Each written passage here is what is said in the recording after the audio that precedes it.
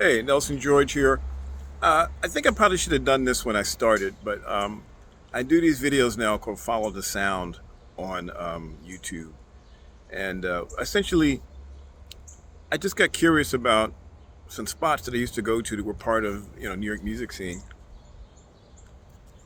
And the more I started going around, the more I realized that it's really a story not just of music, but of real estate. Um, so many of the places that were essential to my kind of musical education, 70s and 80s spots, are long gone. Um, Many of them, when I went around, found out they were many of the ones in Manhattan were condos of various kinds, and kind of victims of the Giuliani into Bloomberg administration. Giuliani was the one who came with the cabaret laws, enforcing these old laws that basically kind of stopped dancing in New York for a while, and certainly limited the amount of kind of musical performances that could happen, which led eventually to the closing of so many spots. Um, and then Bloomberg put the nail in by making zoning the city so you could put a condo anywhere you wanted to. Uh, so, I mean, there are a couple of them were nice. The one that took over for the Roxy, the condo, is kind of cool. But overall, it's led to a kind of cultural wasteland in a lot of ways in Manhattan. Where I live in Brooklyn, there's still quite a bit of stuff. I mean, there's quite a bit of area that still can be uh, kind of uncharted territory over in Bushwick and places like that. There's some big clubs out there now that can't exist anywhere else in the city.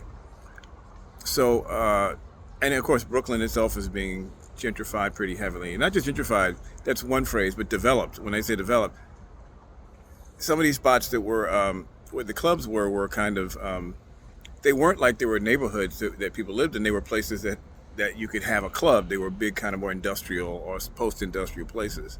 Like Williamsburg used to have a ton of stuff, and all of those things are now condos. So that's why I decided to do Follow the Sound. That's kind of the this is kind of the mission is to collect and talk about these places, but also to connect the dots between development, real estate, and culture. And hopefully one day I'm going to do a bigger piece that sort of unites the ideas. Right now they're much more evocative of just the place itself, because that basically works best in a short format. But eventually I'll expand it. Also, I'm not just going to do New York. I have a lot of spots in LA that I can't wait to get to.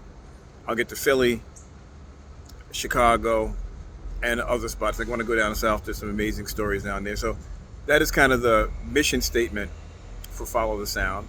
I hope you've enjoyed what you've seen. If you haven't seen, please go over to my Nelson George YouTube page, which is where most of the stuff is sitting under Follow the Sound. Occasionally, I will post stuff on other platforms, but that's where they're going to be. There's probably 15 at least now. So that's the mission statement of Follow the Sound. I hope you can check out some of them. There's jazz, there's hip hop, funk. There'll be some more rock spots soon, and even some avant-garde kind of not art music, but not classical so much, but definitely like some of the avant-garde things that were happening in the city. All right, that's enough of this. Nelson George, have a good weekend.